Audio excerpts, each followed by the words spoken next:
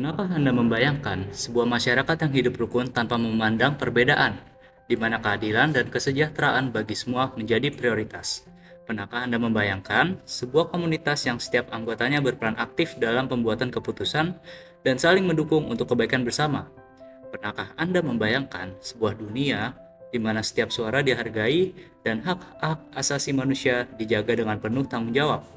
Konsep-konsep tersebut terwujud dalam masyarakat madani. Masyarakat madani adalah konsep yang merujuk pada sebuah masyarakat yang menjunjung tinggi nilai-nilai peradaban, etika, dan moralitas.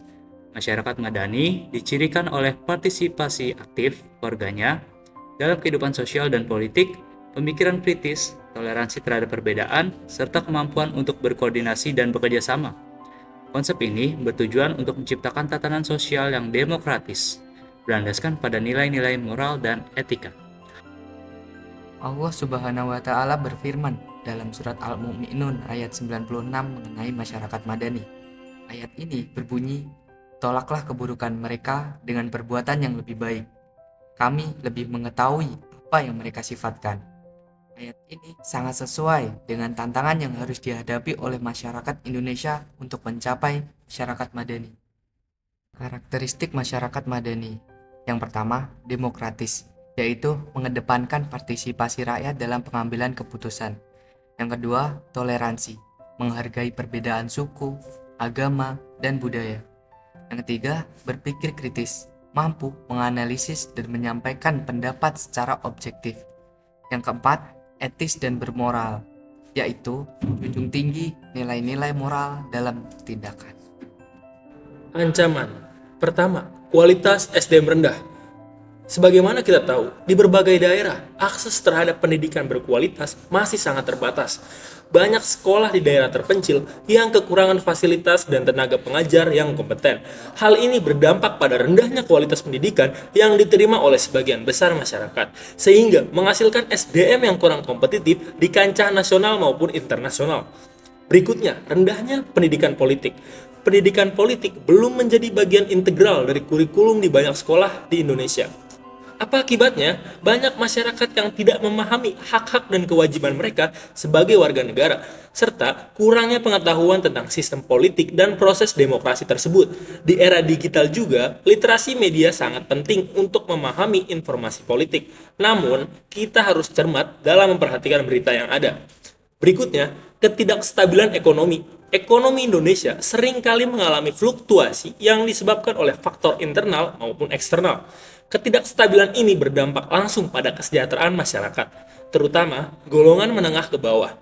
Ketika ekonomi tidak stabil, banyak orang yang lebih memfokuskan pada pemenuhan kebutuhan dasar daripada berpartisipasi dalam kegiatan masyarakat madani.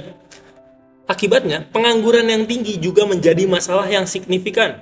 Tingkat pengangguran yang tinggi mengurangi partisipasi masyarakat dalam kegiatan sosial dan politik karena mereka hanya lebih fokus mencari pekerjaan atau mempertahankan pekerjaan mereka yang ada.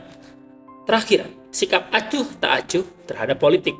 Banyak warga negara yang merasa bahwa partisipasi mereka dalam politik itu tidak penting, tidak akan membawa perubahan yang berarti. Ketidakpercayaan inilah terhadap politisi dan lembaga pemerintah juga memperburuk sikap apatis ini. Apa akibatnya? Partisipasi politik dan keterlibatan dalam masyarakat madani menjadi sangat-sangat rendah. Dengan mengatasi tantangan-tantangan ini, Indonesia dapat membangun masyarakat madani yang jauh lebih inklusif dan berdaya. Apa misalnya? Melalui peningkatan akses pendidikan, penyuluhan politik, dan program-program peningkatan ekonomi yang berkelanjutan.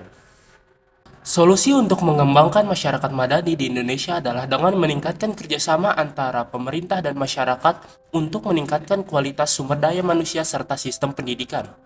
Pemerataan pendidikan terutama di wilayah pelosok adalah cara terpenting untuk meningkatkan kualitas sumber daya manusia di Indonesia.